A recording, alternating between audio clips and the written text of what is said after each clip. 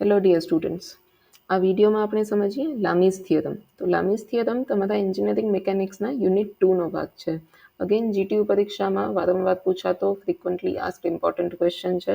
તમને લામીઝ થિયરમ 2 કે 3 માર્ક્સમાં પૂછે તો તમારે સ્ટેટમેન્ટ લખવાનું છે, ફોર્મ્યુલા લખવાનો છે અને ફિગર બનાવવાની છે, અને એનું પ્રૂફ પણ પૂછી શકાય. તો પ્રૂફ પૂછે તો 7 માર્ક્સનો ક્વેશ્ચન થઈ જાય તમારો કે explain Lami's theorem, derive the formula for the same. બરાબર, આવું તમને પ્રૂફ પણ પૂછી શકે કે લામીનો નિયમ સમજાવો અને સાબિત કરો. તો પહેલે સ્ટેટમેન્ટ સમજીએ. If three coplanar forces acting at a point B in equilibrium, then each force is proportional to the sine of the angle between other two forces. બરાબર, ગુજરાતીમાં શું કહે છે સ્ટેટમેન્ટ? તો જો કોઈ એક બિંદુએ લાગતા એક જ પ્રકારના 3 સમતલીય બળો સમતોલનમાં હોય તો તેમાંનું દરેક બળ બાકીના 2 બળો વચ્ચેના ખૂણાની સાઇનના સપ્રમાણમાં હોય. બરાબર, તો શું કહે છે આપણે સ્ટેટમેન્ટ એવું છે કે પહેલી વસ્તુ છે કે સિસ્ટમ ઇક્વિલિબ્રિયમમાં છે. રાઈટ, આમાં ઇક્વિલિબ્રિયમ શબ્દ ઇમ્પોર્ટન્ટ છે. એટલે કે અત્યાર સુધી આપણે રિઝોલ્યુશન અને પેરેલેલોગ્રામના એક્ઝામ્પલ્સ કર્યા તો એમાં આપણે ઇક્વિલિબ્રિયમ જેવી કોઈ વાત નહોતી. એમાં શું હતું કે કોઈ પણ સિસ્ટમ ઓફ ફોર્સીસ આપી છે, એનો તમારે રિઝલ્ટન્ટ ફોર્સ ફાઇન્ડ કરવાનો છે.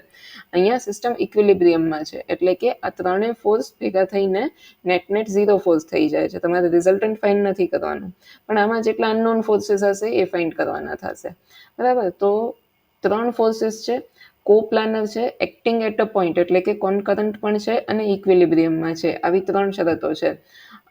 તો દરેક ફોર્સ એની સામેના ખૂણાના સાઇનના સપ્રમાણમાં હોય. એટલે કે ફોર્સ થઈ ગયો આપણો પી, તો ડિવાઇડેડ બાય કરશું આપણે sine alpha is equal to બીજો ફોર્સ છે Q divided by sine beta is equal to third force છે R divided by sine gamma. બરાબર, તો આ છે તમારો લામીઝ થિયરમનો ફોર્મ્યુલા. આ ફોર્મ્યુલા આપણે પ્રૂવ પણ કરવાનો છે. અગેન પી ક્યુ આર શું છે? તો 3 ફોર્સીસ છે. આલ્ફા બીટા ગામા શું છે? તો ત્રણેય વચ્ચેના ખૂણા છે. આલ્ફા એટલે પી ની સામેનો ખૂણો, એટલે કે બાકી બંને ફોર્સીસ વચ્ચેનો, ક્યુ અને આર વચ્ચેનો ખૂણો. બીટા એટલે ક્યુ ની સામે, એટલે પી અને આર વચ્ચેનો એંગલ. અને ગામા એટલે આર ની સામે, એટલે પી અને ક્યુ વચ્ચેનો એંગલ. રાઈટ, તો આપણો formula P by sine alpha is equal to Q by sine beta is equal to R by sine gamma. અને આ ફોર્મ્યુલાને પ્રૂવ કરીએ હવે. તો ફોર્મ્યુલાને સાબિત કરવા માટે આપણે સેમ ફિગર પાછી બનાવશું કે 3 ફોર્સીસ છે, પી ક્યુ અને આર, ત્રણેય ઇક્વિલિબ્રિયમમાં છે અને ત્રણેય વચ્ચેના ખૂણા છે આલ્ફા બીટા ગામા. એટલે કે આ પી ની સામેનો ખૂણો આવશે આલ્ફા, ક્યુ ની સામે બીટા અને આર ની સામે ખૂણો છે ગામા. રાઈટ, હવે આને સાબિત કરવા સૌથી પહેલા આપણે યાદ કરશું પેરેલેલોગ્રામનો નિયમ. પેરેલેલોગ્રામનો નિયમ શું કહે છે કે પી અને ક્યુનો રિઝલ્ટન્ટ ફોર્સ તમે કેવી રીતે બનાવી શકો? તો આ સમાંતર બાજુ ચતુષ્કોણને કમ્પ્લીટ કરીને. તો પહેલા હું પી અને ક્યુ વચ્ચેનું રિઝલ્ટન્ટ ફોર્સ બનાવું. તો આપણે પી ને સમાંતર લાઈન ક્યુમાંથી બનાવશું. રાઈટ, અને ક્યુ ને સમાંતર લાઈન જ્યાં પી કમ્પ્લીટ થાય છે ત્યાંથી બનાવશું. હવે આ જે જોડે છે તમારો ઇન્ટરસેક્ટિંગ પોઈન્ટ જે છે ત્યાંથી કરીને આ ઓરિજિન પોઈન્ટ, આ જે ડાયોગોનલ મળે, આ તમારો સમાંતર બાજુ ચતુષ્કોણ થયો અને એનો આ ડાયોગોનલ, આ તમારો આર ફોર્સ હોય. ઠીક છે, પી અને ક્યુનો રિઝલ્ટન્ટ ફોર્સ આર કેવી રીતે મળે? તો પી ક્યુથી તમે સમાંતર બાજુ ચતુષ્કોણને પૂરો કરો અને એનો જે કર્ણ હોય એ રિઝલ્ટન્ટ ફોર્સ હોય. હવે આપણે સ્ટેટમેન્ટમાં કીધું કે સિસ્ટમ ઇક્વિલિબ્રિયમમાં છે, એનો મતલબ સિસ્ટમમાં કોઈ અનબેલેન્સ્ડ ફોર્સ ન હોવા જોઈએ. હવે સિસ્ટમ ઇક્વિલિબ્રિયમમાં સમતોલનમાં ક્યારે આવી શકે? જ્યારે આ બંને આર ફોર્સ સરખા હોય ત્યારે. રાઈટ, આ તમારો જે ત્રીજો ફોર્સ આર હતો એ અને પી ક્યુ વચ્ચેનો રિઝલ્ટન્ટ ફોર્સ આર, આ બંને કિંમતમાં સરખા અને દિશામાં વિરુદ્ધ હોય ત્યારે તમે કહી શકો કે આ સિસ્ટમ આપણી ઇક્વિલિબ્રિયમમાં છે. એટલે કે આપણે સમજ પડી ગઈ કે આ આર ફોર્સ જે છે એને ઇક્વલ ટુ જ આ બીજો આર ફોર્સ છે. હવે આપણે જે આગળની સાબિતી માટે આનો ઉપયોગ નહીં કરીએ, આર ફોર્સને નહીં જોઈએ, ઉપરના આર ફોર્સથી કેલ્ક્યુલેટ કરશું. રાઈટ, પહેલા બધાને નામ આપી દઈએ પોઈન્ટ્સને. તો પોઈન્ટ્સ છે જ્યાં પી ફોર્સ તમારો પૂરો થાય એને કહીએ એ પોઈન્ટ, જ્યાં ક્યુ કમ્પ્લીટ થાય છે એ છે પોઈન્ટ બી, અને જ્યાં અહીંયા ઇન્ટરસેક્ટિંગ પોઈન્ટ જ્યાં તમારો આર કમ્પ્લીટ થાય ત્યાં કહીએ આપણે સી. રાઈટ, અને જ્યાંથી આપણે શરૂઆત કરી હતી જે ઓરિજિન પોઈન્ટ હોય એને કહીએ આપણે પોઈન્ટ ઓ છે. ઓકે, અને આપણે શું ખબર છે કે ઓસી ઇઝ ઇક્વલ ટુ આર છે. આપણી પાસે આટલી માહિતી છે કે ઓસી જે છે એ આર છે. બરાબર, કેવી રીતે? તો આનો રિઝલ્ટન્ટ ફોર્સ ઇક્વલ ટુ ત્રીજો ફોર્સ હોવો જોઈએ તો જ સિસ્ટમ ઇક્વિલિબ્રિયમમાં હોય. રાઈટ, હવે આપણે સાઇન રૂલનો ઉપયોગ કરશું કયા ટ્રાયંગલ માટે? તો ટ્રાયંગલ ઓ એ સી માટે આપણે આ ત્રિકોણ કન્સિડર કરીએ. ઓ એ અને સી એટલે કે આ ત્રિકોણ કન્સિડર કરીએ છીએ. એનામાં સાઇન રૂલ લગાવશું. હવે ત્રિકોણમિતિનો સાઇન રૂલ શું છે તો યાદ કરો કે ઈ નિયમ એમ કે છે કે જો ત્રિકોણ હોય તો એની કોઈ એક સાઈડ અને એની સામેના ખૂણાનું સાઇન એ સપ્રમાણમાં હોય. બરાબર, એટલે કે તમારી જે સાઈડ ઓ એ છે એ અને એની સામેના ખૂણાનું સાઇન લઈએ તો સપ્રમાણમાં હોય એવું તમે ત્રણેય બાજુ માટે કહી અને સામસામે ઇક્વેટ કરી શકો. તો એ નિયમ પ્રમાણે અહીંયા શું બને તો એક સાઈડ લઈએ આપણે ઓ ટુ એ, પહેલી સાઈડ છે આપણી ઓ એ, ડિવાઇડેડ બાય સાઇન ઓફ કયો એંગલ લેશું એની સામેનો એંગલ, એની સામેનો એંગલ બને ઓ સી એ, રાઈટ. ઓ એની સામે એંગલ બને ઓ સી એ આની સામે ઇઝ ઇક્વલ ટુ બીજી સાઈડ લઈએ આપણે સી એ, બીજી સાઈડ આ લઈએ સી ટુ એ, એની સામે એંગલ કયો છે સી ઓ એ, એની સામેનો એંગલ છે સાઇન ઓફ સી ઓ એ લઈએ ઇઝ ઇક્વલ ટુ ત્રીજી સાઈડ થશે તમારી ઓસી, ઓસીની સામે એંગલ છે સાઇન ઓફ એંગલ છે સી એ ઓ, રાઈટ. તો આ તમે આ એક ત્રિકોણ લઈ અને એમાં સાઇન રૂલ લગાવ્યો છે. હવે આપણે આ ખૂણા થોડા ફિગર આઉટ કરીએ. બરાબર, ખૂણા થોડા સિમ્પ્લિફાઈ કરતા જઈએ. તો પેલો એંગલ છે એંગલ ઓ સી એ, રાઈટ. એંગલ ઓ સી એ એટલે કયો તો આ એંગલ છે. હવે તમારી પાસે આ છે આપ્યું છે આલ્ફા, રાઈટ. તો જે આટલું એંગલ બને, આટલું એંગલ અલગ બતાવીએ ને, તો આ જે એંગલ બને આને તમે 180 માઇનસ આલ્ફા કહી શકો. આખું આ લાઈન હોય 180ની સામસામે લાગે છે બંને આર ફોર્સ, અને આટલું આપ્યું છે તમને ક્યુ અને આર વચ્ચેનો એંગલ આલ્ફા. તો મને જે આ એંગલ જોઈએ એ થાય 180 માઇનસ આલ્ફા. હવે તમે ઝેડ જુઓ, યુગ્મ કોણ બને છે ઝેડ જુઓ તો અહીંયા આ થશે. તો આને પણ આપણે કહી શકીએ કે આ પણ 180 માઇનસ આલ્ફા છે, રાઈટ. કેમ કે અહીંયા ઝેડ બને છે, ઝેડમાં સામસામેના ખૂણા સરખા હોય એટલે આ પણ થશે તમારો 180 minus alpha.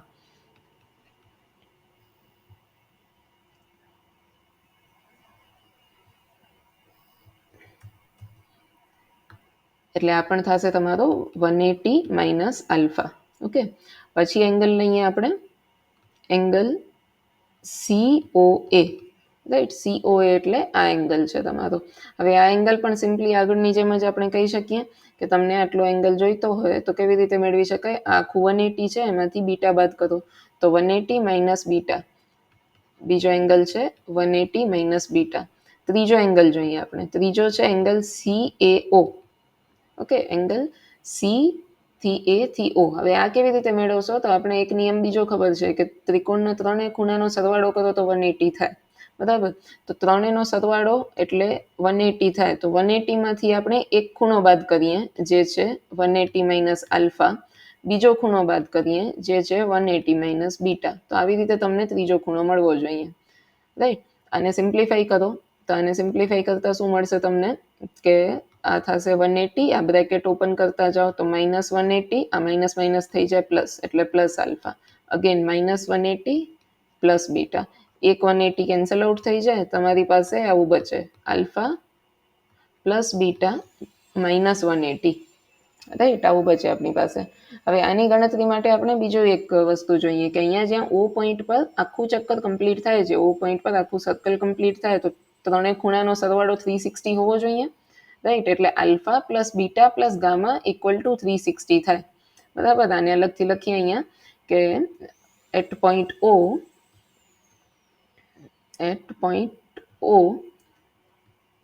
Alpha plus beta plus gamma is equal to 360 degree થવું જોઈએ. બરાબર, તો આલ્ફા પ્લસ બીટા કેટલું હોય, આલ્ફા પ્લસ બીટા કેટલું હોય તો 360 ડિગ્રી માઇનસ ગામા, ગામાને પેલી બાજુ લઈ જાઓ માઇનસ થઈ જાય. હવે આલ્ફા પ્લસ બીટાની આ જે કિંમત છે, આલ્ફા પ્લસ બીટાની આ કિંમત આપણે અહીંયા લખી દઈએ. એની જગ્યાએ લખશું આપણે 360 માઇનસ ગામા માઇનસ 180 તો છે જ. આને સિમ્પ્લિફાઈ કરો એટલે શું મળે, તમને મળશે 180 માઇનસ ગામા, રાઈટ. 360 માઇનસ 180 થઈ જાય 180 માઇનસ ગામા. એટલે આ ત્રીજો ખૂણો પણ સેમ ફોર્મમાં આવી ગયો. એક ખૂણો છે 180 માઇનસ આલ્ફા, બીજો છે 180 માઇનસ બીટા અને ત્રીજો છે 180 માઇનસ ગામા. હવે આપણે ખૂણા જોઈ લીધા. હવે આપણે ખૂણા પછી પાછું ફિગરમાં જોઈએ અને આ સાઇડ્સ જોઈએ કે સાઇડ ઓ એ જે છે, સાઇડ ઓ ટુ એ તો ફોર્સ પી જ છે.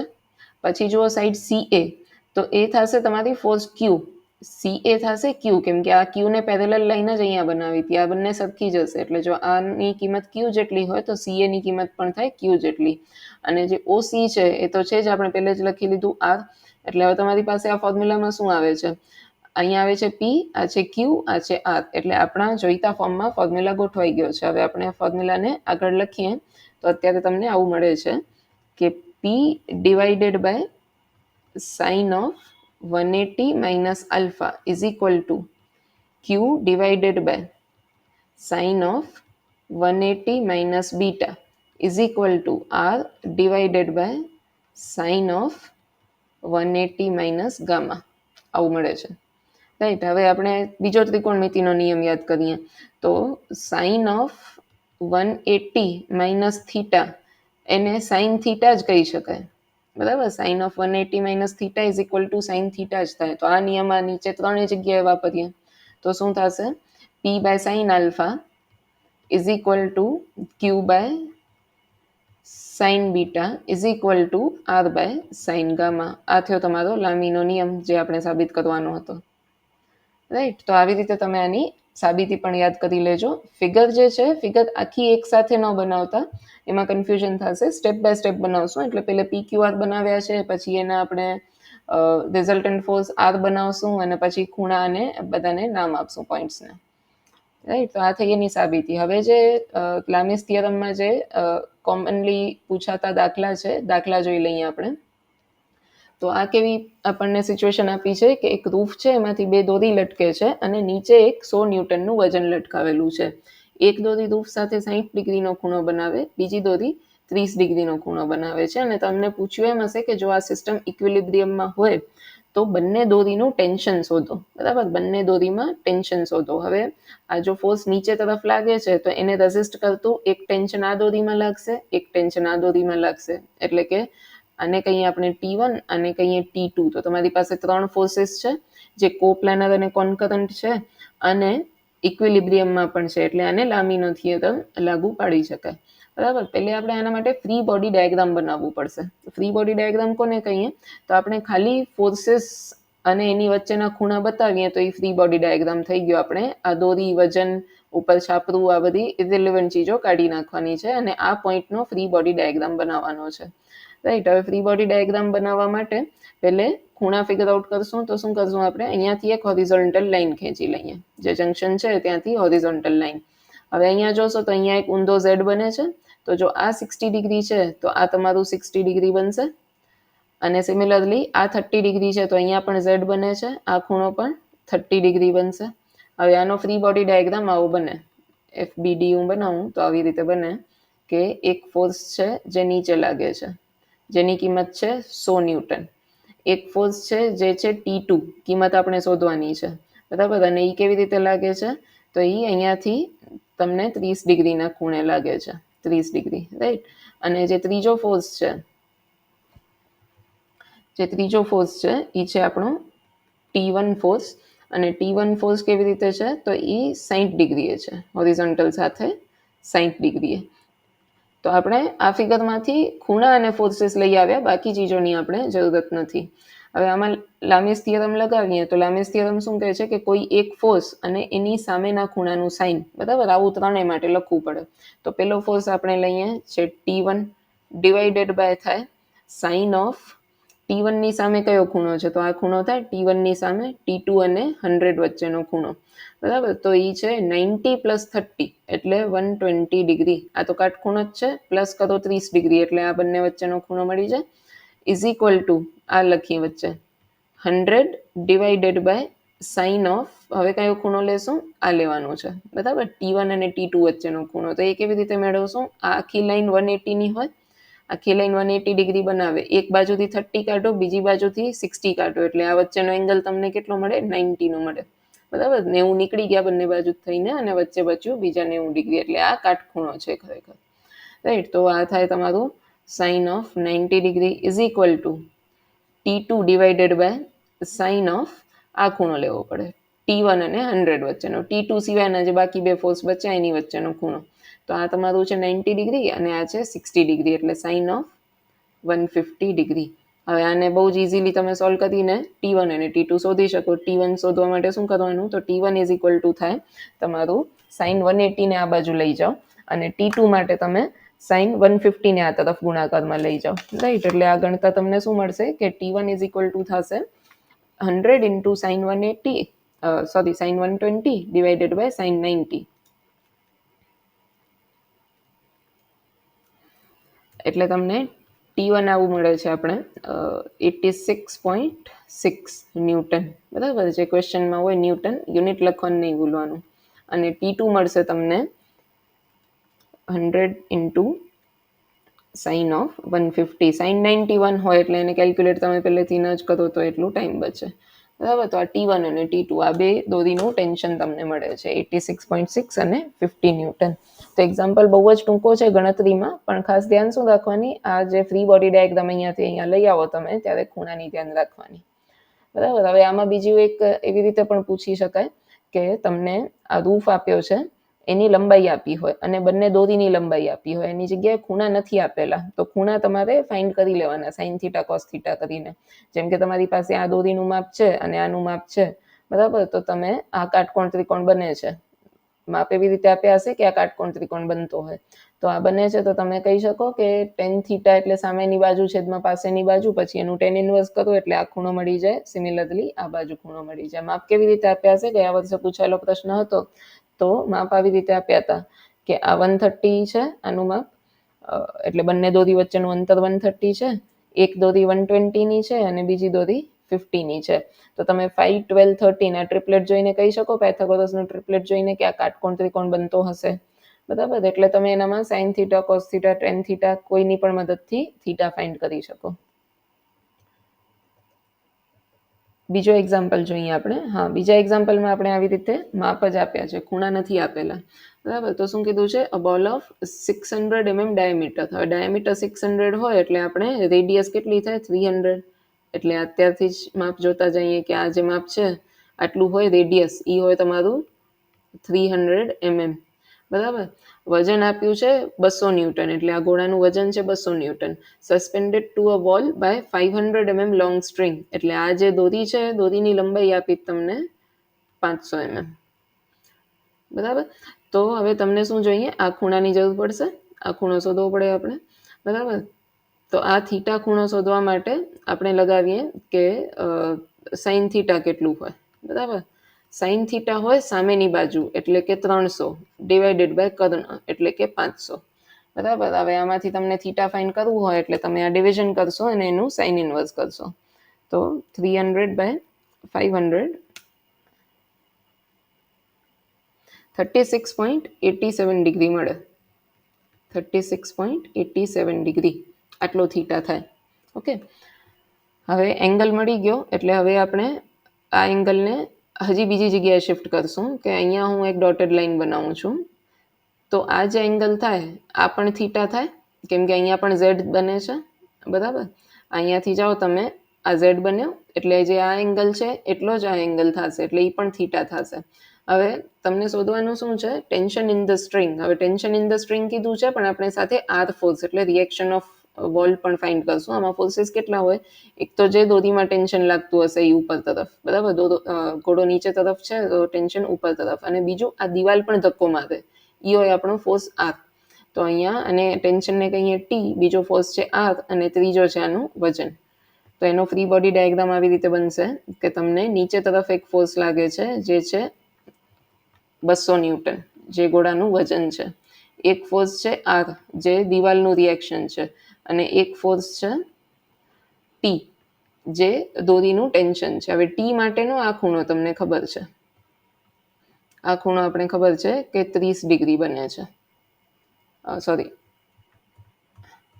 36.87 ડિગ્રી બને છે આ ખૂણો, રાઈટ. હવે પાછું લામીસ થિયરમમાં ત્રણે ફોર્સીસ લખીએ તો પેલું લખીએ આપણે T divided by sine of T ની સામેનો ખૂણો, એટલે કે આર અને 200 વચ્ચેનો ખૂણો, તો એ તો 90 ડિગ્રી હોય, બરાબર. આ દેખાય જ છે, એક છે ડાઉનવર્ડ ફોર્સ અને બીજો છે હોરિઝોન્ટલ ફોર્સ, એટલે આ 90 ડિગ્રી. પછી લખીએ આપણે 200 ડિવાઇડેડ બાય એની સામેનો ખૂણો એટલે ટી અને આર વચ્ચેનો ખૂણો. તો આટલું આપણે 90 ડિગ્રી દેખાય છે. પ્લસ કરશું 36.87 એટલે તમને મળશે 126.87 સાઇન ઓફ 126.87 ડિગ્રી. ત્રીજો ફોર્સ છે આર. આરની નીચે લખશું આપણે સાઇન ઓફ આ એંગલ. હવે આખું 180 હોય, 180માંથી આપણું 36.87 બાદ કરી દઈએ એટલે સાઇન ઓફ 143.13. કેવી રીતે આવ્યું? તો ટી અને 200 આ 180 ડિગ્રી છે, એમાંથી આટલું બાદ કરશું તો તમને ટી અને 200 ની વચ્ચેનો એંગલ મળશે. બરાબર. હવે આને સોલ્વ કરવા માટે પણ સિમ્પલ છે કે ટી ઇઝ ઇક્વલ ટુ શું થશે? તો 200 ઇન્ટુ આ સાઇન 90 ને આ બાજુ લઈ જશું ડિવાઇડેડ બાય સાઇન ઓફ 126 છે અને આર માટે સાઇન ઓફ 143.13 ને આ બાજુ ગુણાકારમાં લઈ જશું. એટલે કેલ્ક્યુલેટ કરતા આપણે જોઈએ કે 200 સાઇન 90 અગેન 1 હોય, કેલ્ક્યુલેટ ન કરો તો ચાલે, 126.87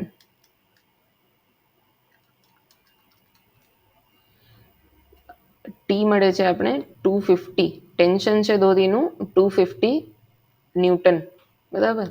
અને આર જે છે, આર મળશે તમને 200 into sine of 143.13 divided by sine of 126.87 એ મળે છે 150 ન્યૂટન. ઓકે, તો એક તમારો આન્સર થયો. દોરીનું ટેન્શન ટી જે પૂછ્યું હતું, પણ સાથે દિવાલનું રિએક્શન પણ મોસ્ટલી પૂછાતું હોય એટલે એ થયું તમારો રિએક્શન આર. રાઈટ. તો આવા સિમ્પલ લામીસ થિયરમના એક્ઝામ્પલ્સ તમે તૈયારી માટે કરી શકો. આ પણ જીટીયુમાં ફ્રિકવન્ટલી આસ્ક એક્ઝામ્પલ છે. એના સિવાયના પ્રેક્ટિસ કરજો તમે જાતે. બુકમાં સોલ્વ એક્ઝામ્પલ ઘણા બધા છે અને એક્સરસાઇઝના પણ સોલ્વ કરવાના આપણે. So I hope this is clear. Thank you.